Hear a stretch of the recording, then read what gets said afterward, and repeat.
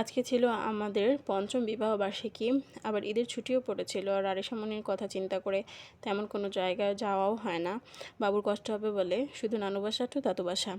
তাই এবার চিন্তা করলাম আমাদের অ্যানিভার্সারি তো কী হয়েছে, এবার মেয়েকে নিয়ে একটু ঘোরাঘুরি করব। সব জায়গায় ঈদের ছুটিতে সব কিছু বন্ধ থাকলেও সাভার নিউ মার্কেটে ফ্যান্টাসি ওয়ার্ল্ড খোলা থাকে, যাতে ঈদের ছুটিতে বাচ্চারা সেখানে গিয়ে খেলাধুলা করতে পারে এবং বাচ্চার যে প্যারেন্টসরা আছে তারাও যেন বাচ্চাদের সাথে সময় কাটাতে পারে।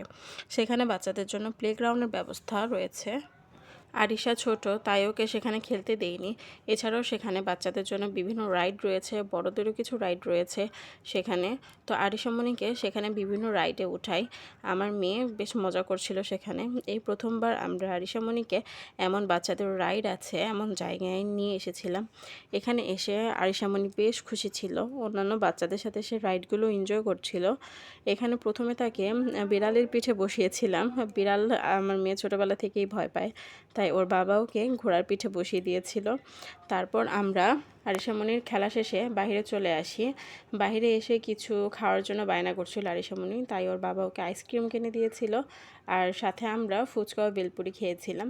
আরিশামণি আইসক্রিম খেতে অনেক সময় লাগছিল, তাই ওখানে বসার জায়গা ছিল, আমরা বসার জায়গায় বসে গল্প করছিলাম। আর নিউ মার্কেটের সামনে গান বাজাচ্ছিল, যেহেতু ঈদের ছুটি চলছে। সে গান শুনে বাবু নাচছিল আর আইসক্রিম খাচ্ছিল।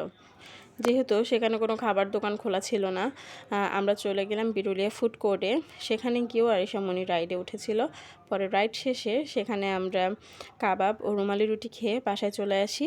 এই ছিল আমাদের পঞ্চম অ্যানিভার্সারি উদযাপন।